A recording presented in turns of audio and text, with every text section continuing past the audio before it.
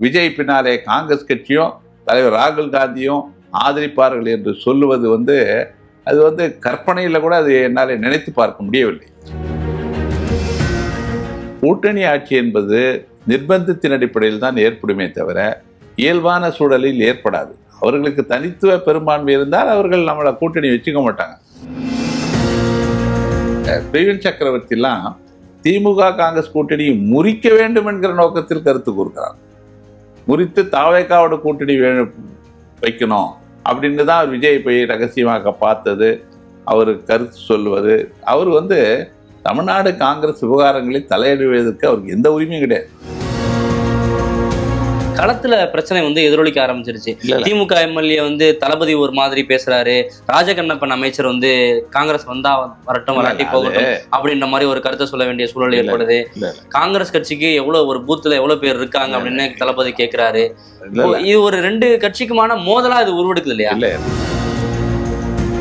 பிரவீன் சக்கரவர்த்தி பாத்தீங்கன்னா 30-40 பேர் பயனடைவதற்காக ஒரு கட்சி இருக்க முடியாதுன்னு சொல்றாரு. இவர் சொல்றதை கேட்டீங்கன்னா இந்த இருக்கிறதும் போயிடும். சேலம் கூட்டத்தில் கூட ஒரே ஒரு வார்த்தை கூட பேசல. அவர் முக்கியமாக நான் எதிர்க்கிறது திமுக தான் தவிர வேற யாரையும் நான் எதிர்க்க வேண்டிய அவசியம் இல்லை என்று அதுக்கு ஒரு புதிய அரசியல் எதிரி, கொள்கை எதிரின்னு சொன்னவர் கொள்கை எதிரியை விட்டுட்டார். கொள்கையே அவர் கிடையாது. சமையல் எண்ணெய் மற்றும் உணவுப் பொருள் ஏற்றுமதியில் 20 ஆண்டு கால அனுபவம் பெற்ற ஸ்டார் எக்ஸ்போர்ட் ஹவுஸ் கயல் ஆக்ரோ ஃபுட்ஸ். விகடன் நேயர்களுக்கு வணக்கம். இன்றைய சிறப்பு நேர்காணல்ல மூத்த அரசியல்வாதியும் தமிழக காங்கிரஸ் கட்சியினுடைய துணைத் தலைவரும் தேசிய முரசு இதழின் ஆசிரியருமான திருமிகு கோபண்ணா அவர்களை சந்திக்க இருக்கிறோம். சார் வணக்கம். வணக்கம். எப்படி இருக்கீங்க சார்? நலமா இருக்கேன். கிட்டத்தட்ட 2-3 மாதங்களா அந்த கூட்டணி விவகாரம் தான் போயிட்டு இருக்கு. கூட்டணி ஸ்ட்ராங்கா இருக்கு, இந்தியா கூட்டணி ஸ்ட்ராங்கா இருக்கு, திமுக தலைமையிலான கூட்டணி ஸ்ட்ராங்கா இருக்குன்னு சொல்லிக்கிட்டே இருந்த காலம் போக அதுல சலசலப்பு ஏற்பட்டுருச்சு அப்படின்ற ஒரு புள்ளியில நிக்குது. என்னதான் நடக்குது? முதலமைச்சரே விளக்கம் கொடுத்த பிறகும் கூட இந்த சலசலப்புன்றது தொடர்ந்துகிட்டே இருக்கு.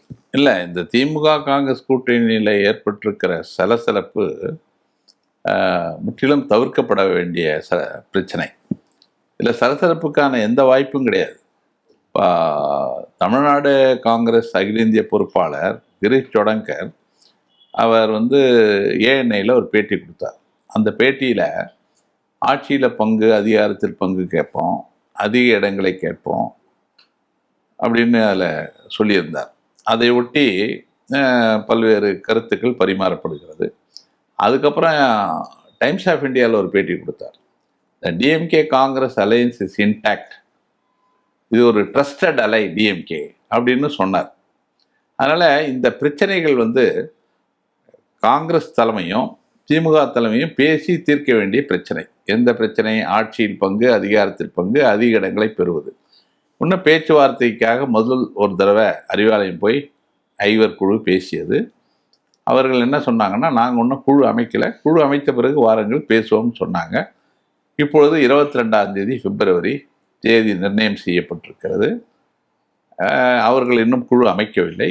இந்த பட்ஜெட் கூட்டத்தொடர் இருக்கிறது, அது முடிந்ததும் குழு அமைத்துவிடுவார்கள். அதற்குள்ளாகவே குழு அமைத்த பிறகு இந்த ஐவர் குழுவும் திமுக அவருடைய பேச்சுவார்த்தை குழுவும் பேசுவார்கள். இந்த பிரச்சனை முடிக்கப்படும். அப்படி இந்த பிரச்சனை முடிவு பெறவில்லை என்றால் பேச்சுவார்த்தை குழு மாநில அளவில் இந்த பிரச்சனையை முடித்து கொள்ள வேண்டும் என்ற நோக்கம் இருக்கிறது. அப்படி முடியலன்னா தலைவர் ராகுல் காந்தியும் முதலமைச்சர் மு.க. ஸ்டாலின் அவர்களும் ஏதோ ஒரு வகையில் பேச்சுவார்த்தை நடத்தி இந்த பிரச்சனை தீர்க்கப்படும். ஏன்னா இந்த கூட்டணி காலத்தினுடைய கட்டாயம்.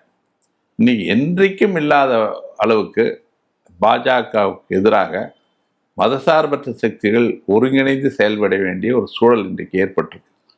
இந்த கூட்டணி தேச நலன் சார்ந்த ஒரு கூட்டணி. மாநில அளவில் திமுக தலைமையில் ஒரு ஆட்சி இருக்கிறது. நாளைக்கு பாஜக ஆட்சி அகற்றப்பட்டு தேசிய அளவில் மதசார்பற்ற ஒரு கூட்டணி ஆட்சி அமைய வேண்டும் என்றால் தலைவர் ராகுல் காந்தி தலைமையில் அவர் ஒரு பிரதமராவதற்கான ஒரு வாய்ப்பு இருக்கிறது. இந்த வாய்ப்பையெல்லாம் நிர்ணயம் செய்கிற அளவில் இந்த திமுக காங்கிரஸ் கூட்டணி செயல்பட்டு கொண்டிருக்கிறது. நிச்சயமாக இந்த பிரச்சனை தீர்க்கப்படும் என்கிற நம்பிக்கை எனக்கு இருக்கிறது. இல்லை, இதற்கு இடைப்பட்ட நாட்கள்ல நிறைய குழப்பங்கள், டெல்லியிலே நிறைய முறை கூட்டு சந்திச்சிருக்காங்க. காங்கிரஸ் கட்சியினுடைய தமிழக நிர்வாகிகளை அழைச்சி பேசியிருக்காங்க. இதெல்லாம் பேசியுமே இது தொடர்ந்துகிட்டு இருக்கிறது தான் கேள்வி மீண்டும் மீண்டும் எழுப்பதற்கு காரணமா இருக்கு. தமிழ்நாடு காங்கிரஸ் கட்சியைச் சேர்ந்த ஒரு 60 பேர் தலைநகர் டெல்லிக்கு அழைக்கப்பட்டு ஒவ்வொருவரும் தனித்தனியாக மல்லிகார்ஜுன் கார்கே, தலைவர் ராகுல் காந்தி, கிரீஷ் சோடங்கர் ஆகியோரை சந்தித்து தங்கள் கருத்துக்களை தனிப்பட்ட முறையில் தெரிவித்திருக்கார். அதில் சொல்லப்பட்ட அனைவருமே திமுக காங்கிரஸ் கூட்டணியை இருக்க வேண்டும் என்று சொல்லியிருக்கிறார்கள். அடுத்து ஆட்சியில் பங்கு கொடுக்கணும், அதிக இடங்களை. இதுதான் தொடர்ந்து கிரீஷ் சோடங்கரை சொன்னதை ஒட்டி எல்லோருமே இந்த கருத்தை சொல்லியிருக்காங்க. ஆக இனிமேல் இதை பற்றி முடிவு செய்ய வேண்டியது இந்த பேச்சுவார்த்தை குழு. அப்படி அதில் முடிவு செய்யப்படவில்லை காங்கிரஸ் தலைமையும் திமுக தலைமையும் இது முடிவு செய்யும். இந்த கூட்டணியை பொறுத்தவரை எண்ணிக்கையினால முடிவு செய்யப்படுவதல்ல. ஆட்சியில் பங்கு, அதிகாரத்தில் பங்கு என்பது திமுக தலைமை தமிழ்நாட்டுக்கு அது சரி வராது என்று சொல்லிவிட்டார்கள். ஏன்னா 1967 தொடர்ந்து ஒவ்வொரு தேர்தலையும் திமுக கூட்டணி அமைத்து தான் வெற்றி பெறுகிறது. ஆனால் கூட்டணி அமைக்கும் போதே அவர்கள் தனி பெரும்பான்மை இருக்கிற அளவுக்கு தொகுதிகளை முடிவு செய்து போட்டியிட்டு தனித்துவ ஆட்சியே தான் வராங்க. அதில் அவங்க கூட்டணி தருவதில்லை. கூட்டணி ஆட்சி எப்போது வரும் என்று சொன்னால், அவர்களுக்கு அறுதி பெரும்பான்மை இல்லை என்று சொன்னால் நமக்கு கூட்டணி கொடுக்க வேண்டியது ஒரு நிர்பந்த நிலை ஏற்படும். அதுதான் அந்த நேரத்தில் தான் கூட்டணி ஆட்சி வரும் என்ற ஒரு கணக்கில் தான் முதலமைச்சர் அவர் சொல்லியிருக்கிறார். கூட்டணி ஆட்சி தமிழ்நாட்டுக்கு சரி வராதுன்ற ஒரு கருத்தை சொல்லியிருக்காங்க. இது குறித்து காங்கிரஸ் தலைமை தான் முடிவு செய்யும். இப்போ எண்ணிக்கை அடிப்படையிலான கூட்டணி இல்லை, இது கொள்கை அடிப்படையிலான கூட்டணி அப்படின்னு தெளிவாக சொல்றீங்க. இப்படியான ஒரு தெளிவான சிந்தனை நோக்கம் இருக்கும்போது தனிப்பட்ட வகையில எல்லாரையும் சந்தித்து கருத்து கேட்க வேண்டிய தேவையான இருக்கு. எல்லாரும் அவங்களுடைய கருத்தா அதிக சீட்டு, ஆட்சியில் பங்கு அப்படின்ற ஒரு விஷயத்தையும் வலியுறுத்தி இருக்காங்க அப்படின்னு நீங்களே சொல்றீங்க. அப்படிங்கும்போது இப்படியான ஒரு நிலைப்பாடு இருக்கும்போது எல்லாருடைய எண்ணமாவும் அதுதானே இருக்கு அப்படின்றதுதான். 2026 சட்டமன்ற தேர்தலை எந்த வகையில் முன்னெடுத்து செல்வதுன்னும் போது தலைவர்களே இது முடிவு செய்ய முடியாது. இதில் ஒரு குறிப்பிட்ட ஒரு 50-60 பேர் சட்டமன்ற நாடாளுமன்ற உறுப்பினர்கள், முன்னணி காங்கிரஸ் தலைவர்கள், அகில இந்திய காங்கிரஸ் பொறுப்பில் இருப்பவங்க எல்லாரையும் கூப்பிட்டு அவர் கருத்து கேட்டு அந்த கருத்தின் அடிப்படையில் முடிவு செய்யணும் தான் அந்த முயற்சி மேற்கொள்ளப்படும். ஆக ஒரு விஷயம், கூட்டணி என்பது திமுகவோட தான், வேற யாரோடும் கூட்டணி இல்லை. ஆனால் அந்த கூட்டணி எந்த அடிப்படையில் கூட்டணி, அதுதான் இப்போ முடிவு செய்யப்பட வேண்டிய விஷயம். இப்போ கூட்டணி திமுகவோட தான் அப்படிங்கிறது முடிவாயிருச்சு அப்படின்னாக்கா ஏன் பொது வழியில பேசிட்டு நம்ம திமுக தலைமை கூட பேச்சுவார்த்தை குழு அமைக்கப்பட்ட பிறகு பேசிக்கலாம். இதுக்கு இடையில ஏன் இந்த அவசரம்? பிரவீன் சக்கரவர்த்தியா இருக்கட்டும், மாணிக்கம் தாகூரா இருக்கட்டும். இல்ல தமிழ்நாடு காங்கிரஸ் கமிட்டி செல்வ பிறந்தகை பொது வெளியில் யாரும் பேசக்கூடாது என்று ஒரு அறிக்கையின் மூலமாக கேட்டுக்கொண்டார். ஆலந்தூர் பாரதியும் கேட்டுக்கொள்கிறார். ஆனால் காங்கிரஸ் கட்சியில ஒரு அதீத ஜனநாயகம் கொஞ்சம் அதிகமாக இருக்கிற கட்சி, சில பேர் சுதந்திரமாக கருத்து தெரிவிக்கிறார். அந்த உரிமை காங்கிரஸ் கட்சியில் இருக்கு. அது சில நேரங்களில் வரம்பு மீறியும் போகிறது. அதனால அது மேல சில நடவடிக்கை எடுத்திருக்கணும், எடுக்கலை. அது இந்த கூட்டணியை ஒரு பாதிக்கிற நிலைக்கு வந்திருக்கிறது. அது விரைவில் அதுக்கு ஒரு முடிவு கட்டப்படும் என்கிற நம்பிக்கை எனக்கு இருக்கு. அதாவது இப்படி கருத்து சொல்லக்கூடிய பிரவீன் சக்கரவர்த்தி, மாணிக்கம் தாகூர் இவங்களெல்லாம் எல்லாரையும் சொல்றீங்களா? யாரை இல்லை இதுல மாணிக் தாகூர் போன்றவர்கள் காங்கிரஸ் கட்சியின் நலங்கருதி தான் பேசுகிறார்கள். அவர்கள் சில உரிமையோடு சில விஷயங்களை சொல்லுகிறார்கள். ஆட்சியில் பங்கு, அதிகாரத்தில் பங்கு கேட்பது பெரிய தவறாக நாம் சொல்ல முடியாது. அது எதிர்பார்க்கிறார். அது இருந்தால் தான் காங்கிரஸ் வளரும், இல்லைன்னா வளராதுன்ற ஒரு கருத்து காங்கிரஸ் கட்சியில் வலுவாக இருக்கிறது. 58 ஆண்டுகளாக ஒரு கட்சி ஆட்சியில் இல்லை என்றால் அந்த கட்சி மக்களோடு தொடர்பில்லாமல் போய்விடுகிறது. அதற்காக அந்த கருத்து முன்வைக்கப்படுகிறது. அதனால அதுக்கு ஒரு முடிவு காணப்பட வேண்டும். அந்த அடிப்படையில் தான் மாணிக்கம் தாக்கூர் அவர்கள் 3 முறை மக்களவை உறுப்பினராக இருந்த அனுபவம் பெற்றவர் அந்த கருத்து. ஆனால் இந்த பிரவீன் சக்கரவர்த்திலாம் திமுக காங்கிரஸ் கூட்டணியை முறிக்க வேண்டும் என்கிற நோக்கத்தில் கருத்து கூறுகிறார். முறித்து தாவேக்காவோட கூட்டணி வைக்கணும் அப்படின்னு தான் அவர் விஜய் போய் ரகசியமாக பார்த்தது, அவர் கருத்து சொல்லுவது. அவர் தமிழ்நாடு காங்கிரஸ் விவகாரங்களில் தலையிடுவதற்கு அவருக்கு எந்த உரிமையும் கிடையாது. அவர் ஆல் இண்டியா ப்ரொஃபஷனல் காங்கிரஸில் அவர் பொறுப்பில் இருக்கார். அந்த பணியை அவர் செய்யாமல் இங்கே அடிக்கடி தமிழ்நாட்டுக்கு வர வேண்டியது, ஊடகங்களில் பேட்டி கொடுப்பதற்கு இவர் யார்? இவருக்கு திமுக மீது ஒரு பகை இருக்கிறது. அந்த பகையை தீர்த்து கொள்ள இந்த கூட்டணியை முறிக்க வேண்டும் என்று நினைக்கிறார். அதற்கு தமிழ்நாடு காங்கிரஸ் கமிட்டி தலைவர் கடுமையாக அதற்கு எதிர்வினையாற்றி மேலிடத்தில் அவர் மீது புகார் தெரிவிக்கப்பட்டிருக்கு.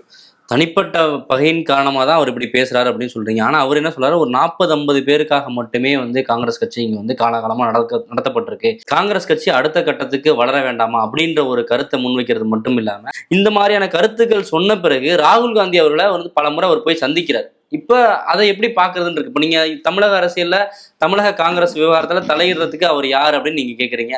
ஆனால் அவர் ராகுல் காந்தியை போய் சந்திக்கிறார்ல, அதெல்லாம் முன் வச்சு தான் வந்து இப்போ இந்த கேள்வி எழுப்பப்படுது. இப்போ ராகுல் காந்தி அவர்கள் இதில் ஒரு நிலைப்பாடை இன்ன வரையும் தெளிவாக வந்து அறிவிக்கல இல்லையா? இல்லை, தமிழ்நாடு காங்கிரஸ் விவகாரங்களில் வந்து பிரவீன் சக்கரவர்த்தி சொல்கிற கருத்து வந்து யாருமே ஏற்கக்கூடியதல்ல. இன்னைக்கு வந்து மக்களவையில் 10 உறுப்பினர் இருக்கும், சட்டசபையில் 25 போட்டிட்டு 18 ஜெயித்தோம். இப்போ பிரவீன் சக்கரவர்த்தி பார்த்தீங்கன்னா 30-40 பேர் பயனடைவதற்காக ஒரு கட்சி இருக்க முடியாதுன்னு சொல்கிறார். இவர் சொல்கிறத கேட்டிங்கன்னா இந்த இருக்கிறதும் போயிடும். இந்த 10 எம்பியும் 18 எம்எல்ஏ இருக்காங்களா, அதுவும் போய் எதுவுமே இல்லாமல் இன்னைக்கு ஒரு அவல நிலைக்கு செல்ல வேண்டிய ஒரு சூழலைத்தான் இந்த பிரவீன் சக்கரவர்த்தி ஏற்படுத்த முனைகிறார். அவர் வந்து சொல்கிறது தோக்கிற கூட்டணி, வெற்றி பெறாத கூட்டணி, வெற்றிக்கான வாய்ப்பே இல்லாத ஒரு கூட்டணியை அவர் வந்து கொண்டு வரணும்னு நினைக்கிறாரு. நாங்கள் கடந்த காலங்களில் 21 ஆண்டுகளாக இந்த கூட்டணி இருக்குது. 2004லேருந்து 2025 வரைக்கும், 2014 ஒரு தேர்தல் தான் இல்லை, மீது எல்லா தேர்தலும் இருந்திருக்கிறோம். அதனால் இது ஒரு வெற்றி கூட்டணி, மக்கள் தமிழ்நாட்டு மக்கள் ஆதரவு பெற்ற கூட்டணி. தமிழ்நாட்டில் பாஜக கால் ஊன்ற முடியாமல் தடுக்க வேண்டும் என்று சொன்னால் திமுக காங்கிரஸ் கூட்டணி அவசியம் என்பதை முதலமைச்சர் ஸ்டாலின் அவர்களும் உணர்வார், தலைவர் ராகுல் காந்தி உணர்வார். இந்த தாவேகா கூட்டணியின் மூலமாக தமிழ்நாட்டில் பாஜக நுழைவதை தடுக்க முடியாது. ஏன்னால் பாஜகவை எதிர்த்து சேலம் கூட்டத்தில் கூட ஒரே ஒரு வார்த்தை கூட பேசல. அவர் முக்கியமாக நான் எதிர்க்கிறது திமுக தான் தவிர வேற யாரையும் நான் எதிர்க்க வேண்டிய அவசியம் இல்லை என்று அதுக்கு ஒரு புதிய அரசியல் எதிரி, கொள்கை எதிரின்னு சொன்னவர் கொள்கை எதிரியை விட்டுட்டார். இப்போ கொள்கையே அவர் கிடையாது, ஒரு அரசியல் எதிரியை வந்து எதிர்த்துதான் அவர் கருத்து கூறியிருக்கிறார். ஆக அவர் பாஜகவை எதிர்க்க அவருக்கு தயக்கம். அது காரணம் கரூர் சம்பவத்தில் சிபிஐ விசாரணை இருக்கு, ஜனநாயகன் படம் பிரச்சனை இருக்கு. இவ்வளவு பாதிப்புக்கு உள்ளான நிலையில் கூட அவர் பாஜகவை எதிர்ப்பதற்கு எந்த நிலையிலும் தயாராக இல்லை. அப்படிப்பட்டவரை நம்பி பாஜக எதிர்ப்பை முதன்மையான நோக்கமாக கொண்ட தேசிய அரசில் நாள்தோறும் தலைவர் ராகுல் காந்தி மக்களவையில் வந்து உரிமை குரலுக்காக போராடுகிறாரே, எந்த பாஜகவை எதிர்த்து போராடுகிறாரோ அந்த பாஜகவை எதிர்த்து கருத்து கூற துணிவற்ற விஜய் பின்னாலே காங்கிரஸ் கட்சியும் தலைவர் ராகுல் காந்தியும் ஆதரிப்பார்கள் என்று சொல்லுவது வந்து அது வந்து கற்பனையில் கூட அது என்னால் நினைத்து பார்க்க முடியவில்லை. இப்போ இந்த விவகாரத்தில் முதலமைச்சர் ஸ்டாலின் அவர்கள் தெளிவாகவே சொல்லிட்டாரு, கூட்டணி ஆட்சி அப்படிங்கிறது தமிழகத்துக்கு ஒத்து வராது அப்படின்னு சொல்லிட்டு. அதற்கு பிறகுமே வந்து மாணிக்கம் தாக்கூர் போன்றவர்கள்லாம் பதிவிட்டிருக்கிறத பார்க்க முடியுது, பிரவீன் சக்கரவர்த்தியும் பதிவிட்டுறதை பார்க்க முடியுது. இதை எப்படி புரிஞ்சுக்கிறது அப்படிங்கிறதா அந்த புள்ளியில தான் கேள்வி எழுது. உங்களை மாதிரி மூத்த நிர்வாகிகளுடைய கருத்து ஒன்றாகவும் இளையவர்களுடைய கருத்து ஒன்றாகவும் காங்கிரஸ்ல இருவேறு நிலைப்பாடுகள் இருக்கா? ஏன்னா ராகுல் காந்தி இப்போ வரையும் ஒரு அமைதி காக்க வேண்டிய தேவை என்ன இருக்கு? இவ்வளவு புரிதலோட நீங்க சொல்றீங்களே, இந்த புரிதல் எல்லாமே ராகுல் காந்தி அவர்களுக்கும் இருக்கும் இல்லையா? இல்லை, திமுக காங்கிரஸ் கூட்டணி எந்த அடிப்படையில் அந்த கூட்டணி அமைய வேண்டும் என்பதை முடிவு செய்வது வந்து தமிழ்நாடு காங்கிரஸ் கமிட்டி தலைவர் செல்வ பெருந்தகை, அப்புறம் கிரீஷ் சொடங்கர், அதுக்கப்புறம் அகில இந்திய தலைவர் கார்கே, தலைவர் ராகுல் காந்தி, இவங்க தான் முடிவு செய்யணும். இவர்கள் யாரும் முதலமைச்சர் மு.க. ஸ்டாலின் அவர்கள் சொன்னதற்கு பிறகு எந்த கருத்தும் அவங்க யாரும் சொல்லலை. வேறு மாணிக்கம் தாக்கூர் போன்றவர்கள் கருத்து கூறுகிறார்கள். மக்கள் தான் முடிவு செய்வார்கள் அப்படின்னு இல்லை. அந்த கருத்தின் அடிப்படையை காங்கிரஸ் தலைமை முடிவு செய்யும். காங்கிரஸ் தலைமை முடிவு செய்யட்டும், திமுக தலைமையோடு பேசட்டும், பேசி ஒரு முடிவுக்கு வரணும். ஏன்னா இந்த அடிப்படையில் பேசி இந்த கூட்டணி வந்து விரிசலோ முறிவோ ஏற்படுவதற்கு வாய்ப்பே கிடையாது. நான் சொல்லிட்டேனே, இந்த கூட்டணி நேஷனல் கம்பல்ஷன் இருக்கு, தேசிய நிர்பந்தம் இருக்கு. இந்த கூட்டணி பாராளுமன்றத்தில் இன்னைக்கு பாஜகவை எதிர்த்து போராடுவதற்கு எங்கள் காங்கிரஸில் 102 எம்பிங்க இருக்காங்க. அதே போல் திமுகவில் இன்னைக்கு 41 எம்பிங்க இருக்காங்க. மக்களவையில் 30, மாநிலங்கள் இதெல்லாம் சேர்ந்து இன்னும் சமாஜ்வாடி கட்சி, திரிணாமுல் காங்கிரஸ் எல்லாரும் சேர்ந்து இந்த வகுப்புவாத பாஜக மோடி ஆட்சியை போராடி கொண்டிருக்கும் போது இந்த மாதிரி பிரச்சனைகள் விரைவில் தலைவர் ராகுல் காந்தி அவர்களும் முதலமைச்சர் ஸ்டாலின் அவர்களும் பேசி இது கீழ்மட்டத்தில் பேச்சுவார்த்தை குழு அதனால தீர்க்கப்படவில்லை என்றால் இவர்கள் தீர்த்து வைப்பார்கள். இல்லை, ஒரு தீர்த்து வைப்பார்கள் அப்படின்னு நீங்க சொல்றீங்க. இந்த கால இடைவெளியிலேயே கூட களத்துல பிரச்சனை வந்து எதிரொலிக்க ஆரம்பிச்சிருச்சு. திமுக எம்எல்ஏ வந்து தளபதி ஒரு மாதிரி பேசுறாரு, ராஜகண்ணப்பன் அமைச்சர் வந்து காங்கிரஸ் வந்தா வரட்டும் வராட்டி போகட்டும் அப்படின்ற மாதிரி ஒரு கருத்தை சொல்ல வேண்டிய சூழல் ஏற்படுது. காங்கிரஸ் கட்சிக்கு எவ்வளவு ஒரு பூத்துல எவ்வளவு பேர் இருக்காங்க அப்படின்னு தளபதி கேட்கிறாரு. இது ஒரு ரெண்டு கட்சிக்குமான மோதலா இது உருவெடுக்குது இல்லையா? இல்ல, ரெண்டு கட்சியிலையும் கருத்து கூறுகிறார்கள், எதிர்வினை ஆற்றுகிறார்கள், அது ஊடகங்கள் வெளிவருகிறது. இதை வந்து இந்த திமுக காங்கிரஸ் கூட்டணியில விரிசலை ஏற்படுத்த வேண்டும் என்ற நோக்கத்தில் சிலர் செயல்படுகிறார்கள். காங்கிரஸ் கட்சியில ஒரு கருத்து கூறுகிறாரு, உடனே திராவிட முன்னேற்ற கழகத்தில் ராஜகண்ணப்பன் ஒரு கருத்து கூறுகிறார். இப்படி தொடர்ந்து இது நடக்குது. இதுக்கு ஒரு முடிவு கட்டுவதற்கு விரைவில் ஒரு சில நாட்கள்ல எல்லாம் சரியாயிடும். அப்போ கொஞ்ச நாள் கழிச்சு இந்த கூட்டணி ஒப்பந்தம் கையெழுத்தான பிறகு இதெல்லாம் பழைய கதையாகி எல்லாம் ஒதுக்கப்படும். தலைவர் ராகுல் காந்திக்கும் ஸ்டாலினுக்கும் எத்தகைய புரிதல்! கோயம்புத்தூரில் 75வது ஆண்டு பவள விழா மாநாடு, இவர் போகிறப்போ மீடியன் தடுப்பு சோலை தாண்டி ஸ்வீட் கடையில் போய் ஸ்வீட் வாங்கிக்கிட்டு அதை அவரே கையில் தூக்கி எடுத்து போய் முதலமைச்சர்கிட்ட கொடுத்து கட்டி தழுவி அன்பை வெளிப்படுத்துகிறாரு. ஒரு முறை ட்வீட் போட்டார், பிரதர் உங்களோட நான் சைக்கிள் சவாரி செய்ய சென்னை வருகிறேன் என்ற. ஆக இருவர் ஒன்று நேஷனல் ஹெரால்டு அந்த பிரச்சனை வரும்போது மிகப்பெரிய காங்கிரஸுக்கு எதிராக பீகார்ல கூட போய் வரும்போது உடனடியாக அதுக்கு கண்டன அறிக்கை கொடுத்தார். பீகார் தேர்தலில் போய் சுற்றுப்பயணம் மேற்கொண்டார். தேசிய அளவில் இந்தியா கூட்டணியின் ஒரு தூணாக இருப்பவர் ஸ்டாலின் அவர்கள். இவ்வளவு தூரம் அன்பை பகிரும் போது ராகுல் காந்தி அவர்கள் அமைதி காக்கிறதோடைய அமைதி காக்கல, மாநிலத்துல ஒரு குழு இருக்கு. இல்ல இது இவ்வளவு பிரச்சனைகள்லாம் ஏற்படும், எல்லா பிரச்சனையும் அவர் தலையிட முடியாதுங்க.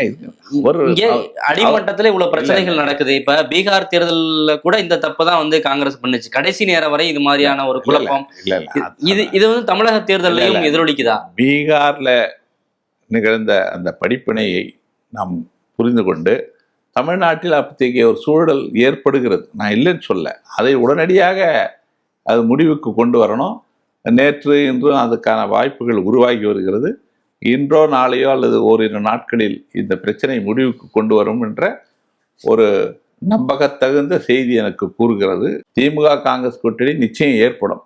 அப்படி ஏதாவது ஒரு சூழலில் அந்த கூட்டணி அமையவில்லை என்று சொன்னால் அதனால் பலனடைய போவது அதிமுக பாஜக கூட்டணியை தவிர காங்கிரஸ் கட்சி அல்ல. அந்த அப்படி ஒரு சூழலுக்கு கூட வாய்ப்பு இருக்கு அப்படிங்கிற அந்த மாதிரி சூழலுக்கு வாய்ப்பு இல்லை. இருந்தாலும் வாதத்திற்கு நான் இதை சொல்லுகிறேன், இந்த கருத்தை. அதனால எச்சரிக்கையாக நாங்கள் இருக்க வேண்டும் என்பதற்காக சொல்லுகிறேன். நீங்கள் வந்து இந்த கூட்டணியை வலிமைப்படுத்தணும். இதில் ஏதாவது விரிசலோ பிளவோ ஏற்படுவதற்கு அனுமதித்தால் அதனால் காங்கிரஸ் கட்சிக்கு பயன் தராது. தாவேகாவோட சேர்ந்தால் அதுவும் பயன் தராது.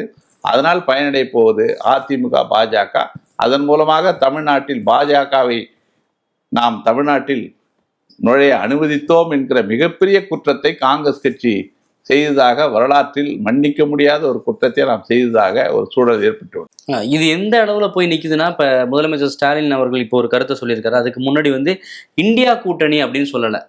இப்போ இது வந்து தமிழகத்துக்கும் தேசிய ஜனநாயக கூட்டணிக்கும் நடக்கக்கூடிய ஒரு தேர்தல் அப்படின்ற மாதிரியான ஒரு கருத்தை சொல்றாரு. தமிழ்நாட்டுக்கும் என்டிஏக்கும் தேர்தல், தமிழ்நாட்டுக்கும் டெல்லிக்கும் நடக்கிற தேர்தல் அப்படின்னு சொல்லும் போது இந்தியா கூட்டணியை அங்க வந்து தவற விட்டாரு.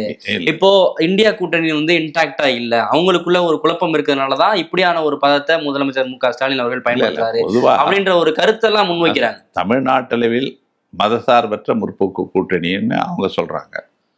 நாங்கள் தேசிய அளவில் இந்தியா கூட்டணின்றோம், தமிழ்நாட்டளவில் நாங்கள் இந்தியா கூட்டணின்னு சொல்கிறோம். இந்தியா கூட்டணியும் மதசார்பற்ற கூட்டணியும் ஒன்று தான். திமுக காங்கிரஸ் உள்ளிட்ட விடுதலை சிறுத்தைகள் போன்ற கட்சிகள் இருக்குது. தேசிய அளவில் இந்தியா கூட்டணி இருக்குது, இல்லைன்னு சொல்ல முடியாது. தமிழ்நாட்டளவில் மதசார்பற்ற முற்போக்கு கூட்டணி, அவங்க என்டிஏன்னு சொல்கிறாங்க, இவர் அதிமுக தலைமையில் கூட்டணின்றாங்க. அதனால் இந்த வார்த்தைகளால் கூட்டணியில் எந்த குழப்பமும் ஏற்படாது. நான் களத்தில் அதை எதிரொலிக்கல, இதனாலதான் முதலமைச்சர் இப்படி சொல்லியிருக்காரு அப்படின்ற மாதிரி எந்த உள்நோக்கம் இல்லை.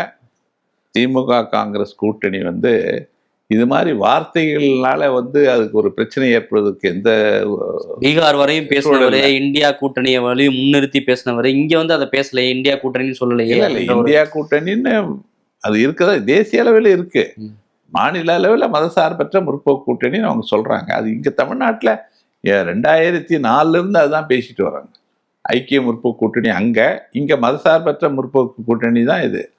அதாவது இங்க வந்து செக்குலர் ப்ராக்ரெசிவ் அலையன்ஸ், எஸ்பிஏன்னு தான் சொல்லுவாங்க இங்க. அங்க வந்து நீங்க வந்து யூபிஏ, யுனைடெட் ப்ராக்ரெசிவ் அலையன்ஸ், ஐக்கிய முற்போக்கு கூட்டணி, இங்க மதசார்பற்ற முற்போக்கு கூட்டணி. இந்த பேர் எப்பயும் இருக்குது.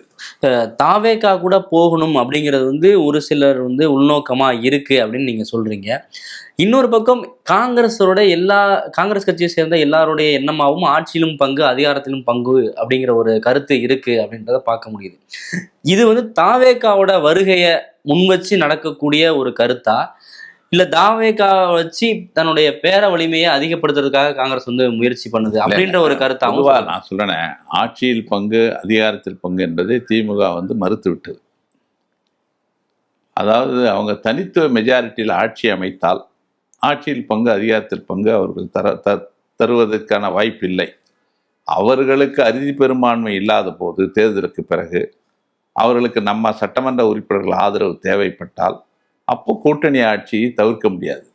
கூட்டணி ஆட்சி என்பது நிர்பந்தத்தின் அடிப்படையில் தான் ஏற்படுமே தவிர இயல்பான சூழலில் ஏற்படாது. அவர்களுக்கு தனித்துவ பெரும்பான்மை இருந்தால் அவர்கள் நம்மளை கூட்டணி வச்சுக்க மாட்டாங்க.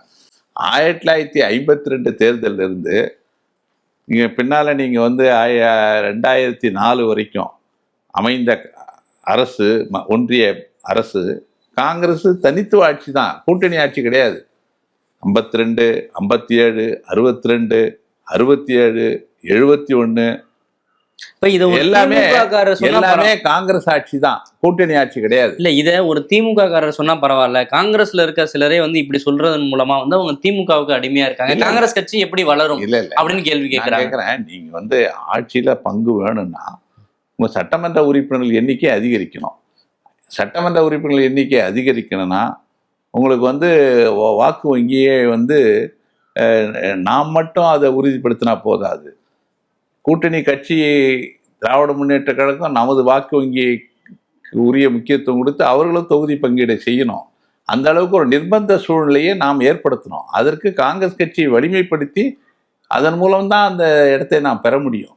நீங்கள் உண்மையிலே நீங்கள் வந்து காங்கிரஸ் கட்சியை வலிமைப்படுத்த வேண்டும், தமிழ்நாட்டில் காமராஜர் ஆட்சி அமைய வேண்டும் என்று சொன்னால் காங்கிரஸ் கட்சி தலைமையில் ஒரு கூட்டணி அமைக்கிற வகையில், ஒரு 30% வாக்கு வங்கியை உருவாக்குகிற வகையில் காங்கிரஸ் கட்சி ஒரு 5 ஆண்டுகள் 10 ஆண்டுகள் கடுமையாக உழைத்து ஒரு தலைவர் முன்னிலைப்படுத்தி அவர்களுடைய சுதந்திரமாக அவர் செயல்படுவதற்கு அகில இந்திய தலைமை அனுமதித்து அப்படி ஒரு முயற்சி எடுக்கணும். அந்த முயற்சி கடந்த காலத்தில் ராஜீவ்காந்தி அவர்கள் எடுத்துக்கொண்டு 13 முறை தமிழ்நாட்டுக்கு சுற்றுப்பயணம் செய்தார்.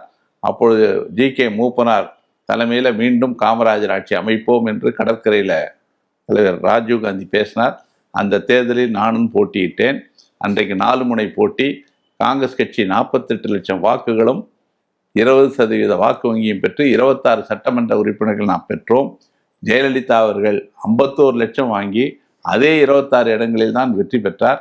எதிர்கட்சி தலைவர் என்பவர் அதிகமான வாக்குகளை பெற்றதுனால அவர் எதிர்கட்சி தலைவரானார். பின்னாலே 2 இடைத்தேர்தலில் 2 இடங்கள் வந்து 28 இடங்கள் ஆகுது. அதுக்கு பிறகு அந்த முயற்சி கைவிடப்பட்டு தேசிய நிர்பந்தத்தின் காரணமாக அதிமுக காங்கிரஸ் கூட்டணியை தலைவர் ராஜீவ்காந்தி உருவாக்கினார். ஏன்னா ராஜீவ்காந்தி அடுத்த தேர்தலில் பிரதமராக வரணும், அதற்காக மாநில கட்சியோடு சமரசம் செய்ய வேண்டிய நிலை ஏற்பட்டு அன்றைக்கு நாங்கள் வந்து கிட்டத்தட்ட ஒரு 62 இடங்களில் போட்டியிட்டோம், 27 மக்களவை உறுப்பினர்களை பெற்றோம். இதுதான் கடந்த கால வரலாறு. ஆனால் அந்த காமராஜர் ஆட்சி என்கிற முயற்சி ஏன் 13 மாதங்களில் 89 தேர்தலுக்கு பிறகு 91 தேர்தலில் அந்த முழக்கம் அந்த பாதையிலிருந்து ஏன் விலகினோம்?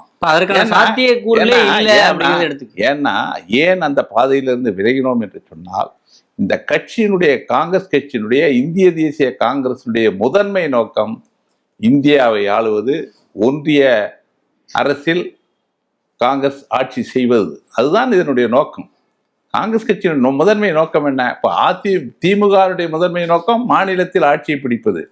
காங்கிரஸ் கட்சியினுடைய முதன்மை நோக்கம் இந்தியாவை ஆளுவது, வகுப்புவாத பாஜகவை வீழ்த்துவது, ஒன்றியத்தில் காங்கிரஸ் ஆட்சி வருவது, காங்கிரஸ் பங்கேற்கிற ஒரு கூட்டணியை உருவாக்குவது. இதுதான் எங்க நோக்கம். அப்படித்தான் ராஜீவ்காந்தி அவர்கள் 91 அதற்கான முயற்சியை எடுத்தார்.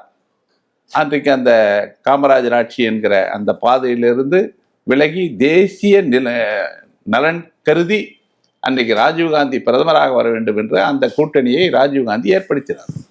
இப்போ மாநிலத்தில் கட்சியை வளர்க்கறதுக்கான சாத்தியங்கள்ன்றது தனிப்பட்ட வகையில் காங்கிரஸுக்கான வாய்ப்புகள் இல்லை அப்படின்னு நினைச்சுக்கலாமா? இல்லை, அதாவது ஒரு இந்திய தேசிய காங்கிரஸ் என்கிற கட்சி இந்தியாவின் நலன் கருதி தான் நாங்கள் சிந்திக்கிறோம். அதனால மாநிலத்தில் நாங்கள் பெரிய வாக்கு வங்கி என்பது ஓரளவு எங்களுக்கு குறைந்து விட்டது. இந்த கூட்டணியில் இருக்க எங்கள் வாக்கு வங்கி குறையுது. அந்த வாக்கு வங்கியை அதிகரிக்க வேண்டும் என்று சொன்னால் உங்கள் தலைமையில் நீங்கள் கூட்டணியை ஒன்று அமைத்து வாக்கு வங்கியை விரிவுபடுத்தி கடுமையாக உழைத்து தான் இந்த கட்சியை வளர்க்க வேண்டுமே தவிர, ஒரு கூட்டணியில் இருந்து கொண்டு பெரிய அளவில் இந்த கட்சியை வளர்க்கறதுல பல்வேறு சிரமங்கள் இருக்கிறது. இதுதான் கள நிலவரம். இதை நாம் புரிஞ்சு கொள்ளணும். இல்லை நமக்கு கூட்டணி வேண்டாம், காங்கிரஸ் கட்சியை வலிமைப்படுத்தணும்னா ஒரு 5-10 ஆண்டுகள் நாம் உழைக்கணும். அதற்கு காங்கிரஸ் இப்போ தயாரா இல்லை. காங்கிரஸ் அதுக்கு நம்ம தயார்படுத்திக்கணும். நீங்க ஏதாவது ஒன்று தான் கிடைக்கும். ஒன்று கூட்டணிக்குள்ள போனீங்கன்னா இந்த பிரச்சனை வருது, ஆட்சியில் பங்கு அவங்க தரமாட்டுறாங்க. உங்க ஆட்சியில நீங்க பிடிக்கணும்னு சொன்னா நீங்க தனித்தன்மையோடு செயல்பட்டு உங்க கொள்கைகளை சொல்லி, ஜவஹர்லால் நேரு, இந்திரா காந்தி, ராஜீவ்காந்தி ஆகிய கொள்கைகளை எல்லாம் சொல்லி கட்சியை வளர்த்து ஒரு 25-30% வாக்கு வங்கியை உறுதி செய்து அதன் மூலமாக தமிழ்நாட்டில் காமராஜர் ஆட்சி என்கிற கனவை நிச்சயம் அடையணும். அதுக்கு ஒரு 5-10 ஆண்டுகள் நாம் கடுமையாக உழைக்கணும். ஆனா மத்தியிலே இப்ப நீங்க ஸ்ட்ராங்கா இருக்கிறதுக்கு திமுகவுடைய சப்போர்ட் தேவைப்படுது இல்லையா? இப்போ நீங்க தனிப்பட்ட வகையில நீங்க இங்க எப்படி இப்படியான ஒரு எழுப்ப முடியும்? நீங்க ஒன்றியத்துல இன்னைக்கு காங்கிரஸுக்கு திமுக தயவு உள்ளிட்ட கட்சிகள் தயவு தேவைப்படுகிற போது இங்க திமுகவை நாம் எதிர்க்க முடியாது. இந்த கூட்டணியில நாம் இருக்கிறோம். அதனால இந்த பிரச்சனைகள்லாம் இருக்கு. இதையெல்லாம் எல்லாருக்கும் தெரியாது. நான் புதுசா ஒண்ணு சொல்லல. தெரிஞ்சுக்கிட்டும் சில விஷயங்களை பேசுவதை அவர்கள் தவிர்க்கணும். ஆனா இதை தேவையில்லாம பேசி மறுபடியும் இந்த ஸ்கொயருக்கு தான் வருது. திரும்ப நம்ம ஆரம்பிச்ச இடத்துக்கு தான் வரணும். இல்ல இப்படி நீங்க சொல்றீங்க. ஆனா பிரவீன் சக்கரவர்த்தி போன்றவர்களுடைய கருத்து அதெல்லாம் முன் வச்சு பார்க்கும்போது என்ன பெர்ஸ்பெக்டிவ் கிடைக்குதுன்னா, தாவேகா கூட கூட்டணி வச்சா ஆந்திரா, கர்நாடகா, கேரளா போன்ற மாநிலங்கள்லாம் கூட காங்கிரஸ்க்கு ஒரு செல்வாக்கு கிடைக்கிறதுக்கான வாய்ப்புகள் இருக்கு. இப்படியான ஒரு கருத்துக்கள்லாம் சொல்றாங்களே. இல்ல, பிரவீன் சக்கரவர்த்தி இன்னொரு சொல்லியிருக்காரு. தாவேகாவோட கூட்டணி வச்சா ஒன்றிய அரசே நம்ம கைப்பற்றிடலாம், அந்த அளவுக்கு இந்தியா முழுவதும் அவருக்கு செல்வாக்கு இருக்கு அப்படின்னு கூட சொல்றாரு. இதெல்லாம் யார் நம்புவது? முதல் வருகிற தேர்தலில் தாவேகாவுக்கு என்ன இருக்கு? அவர் இன்னொரு பிரசாந்த் கிஷோராக பீகாரில் மாறின மாதிரி அதுக்கும் வாய்ப்பு இருக்கு. ஏன்னா அவர்கிட்ட ஜெயிக்கிற ஓட்டு இல்லை. அவர் நின்று தோக்கிறதுக்கு தான் அவர்கிட்ட ஓட்டு இருக்கு. ஜெயிக்கிறதுக்கு கூட்டணி வேணும். எந்த கட்சியும் அவர் சேர தயாராக இல்லை. ஆனால் எங்கள் கூட்டணி கட்டுக்கோப்பாக 45% ஓட்டு எங்களுக்கு இருக்கு. அது 2% போனாலும் 43% இருக்கு. இவர் 25-15 வாங்குறாருன்னு வச்சுக்கோங்க. இது திமுக எதிர்ப்பு வாக்குகளை தான் வாங்க போறாரு.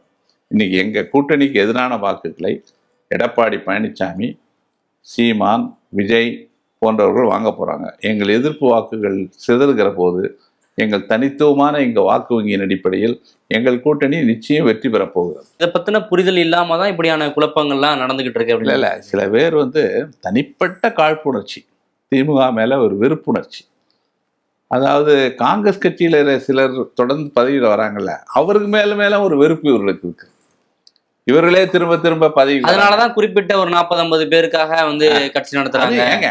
ஒரு கூட்டணியில தேர்தலில் நிக்கிறவங்க எத்தனை பேர்? 25 எம்எல்ஏ கொடுக்குறாங்க, 10 எம்பி, 25, 35 பேர். புதியவர்கள் எப்படி வருவாங்க, களத்துல எப்படி வேலை செய்வாங்க அப்படின்ற ஒரு கேள்வி. அதுக்குதான் நான் சொல்லிட்டேன், புதியவர்களை வரவேற்க வேண்டும் என்று சொன்னால் நீங்கள் உங்க ஒரு தனித்தன்மையோடு நீங்க செயல்படணும்.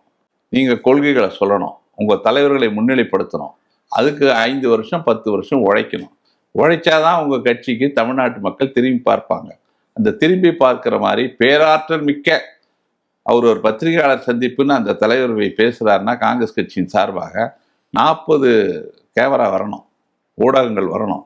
பரபரப்பாக ஊடகங்களில் பேச்சு திறனோடு அவர் பேசணும், கொள்கை முழக்கம் செய்யணும், கடுமையாக உழைக்கணும், தன்னை அர்ப்பணித்துக் கொள்ள வேண்டும். அப்படி ஒரு தலைவர் உருவாகி காங்கிரஸ் கட்சி செயல்படுமையானால் அப்படி ஒரு தலைவர் ராஜீவ் காந்தி கண்ட கனவு காமராஜ் ஆட்சி, தலைவர் ராகுல் காந்தியின் அவருடைய கனவுப்படி நாம் நிச்சயம் வெற்றி பெற முடியும். இல்ல இதுவரையும் இருந்த காங்கிரஸ் கட்சி தலைவர்கள், தமிழக காங்கிரஸ் தலைவர்கள் அந்த தகுதியோட இல்லையா, இல்ல அப்படியான தலைவர்களை காங்கிரஸ் கட்சி கண்டடையவில்லையா? இல்ல, தமிழ்நாடு காங்கிரஸ் இந்த கூட்டணி சகாப்தம் இருக்குல்ல, இதுல காங்கிரஸ் தலைவர்கள் அவர்களுக்கு பெரிய ஆளுங்கட்சியை விமர்சிக்க முடியாது, கூட்டணி திமுக விமர்சிக்க முடியாது.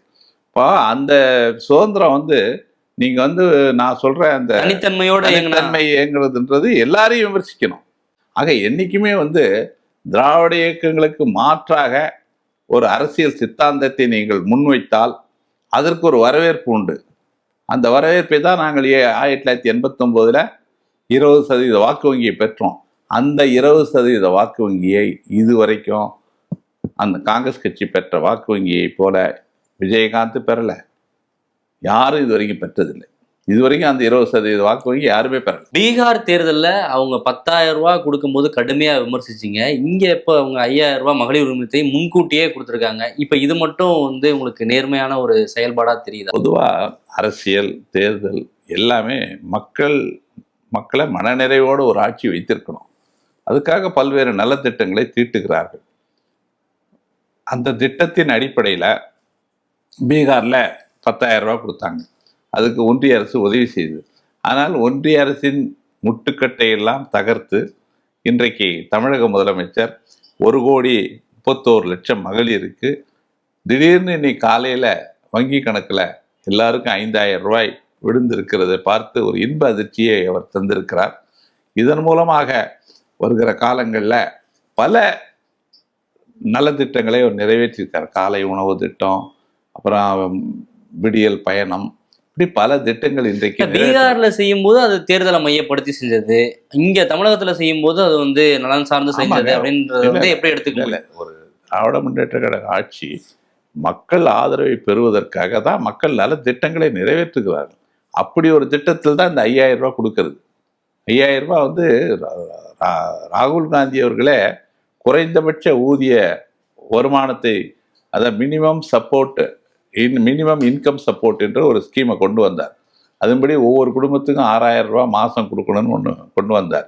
அது மாதிரி வருஷம்லாம் 72,000 கணக்கு போட்டு ஒன்று கொண்டு வந்தான். அது மாதிரி இன்னைக்கு ஒரு 5,000 ரூபாய் கொடுக்குற திட்டம், இது ஒரு வெல்ஃபேர் ஸ்கீம்.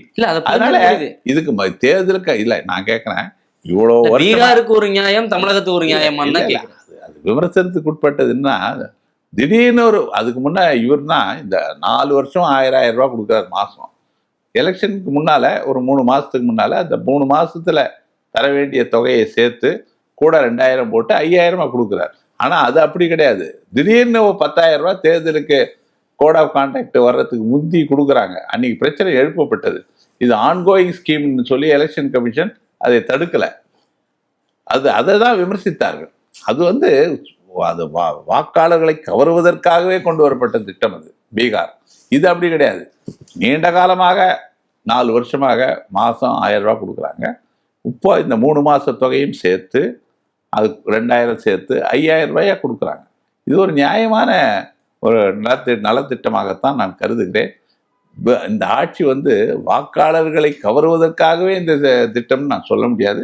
மக்கள் நலன் சார்ந்துதான் இந்த திட்டம் வந்தது. 20 ஆண்டுகளாக உலக நாடுகளுக்கு உயர்தர சமையல் எண்ணெய் மற்றும் உணவுப் பொருட்கள் ஏற்றுமதியில் இந்திய அரசின் ஸ்டார் எக்ஸ்போர்ட் ஹவுஸ் அங்கீகாரம் பெற்ற கயல் ஆக்ரோ ஃபுட்ஸ்.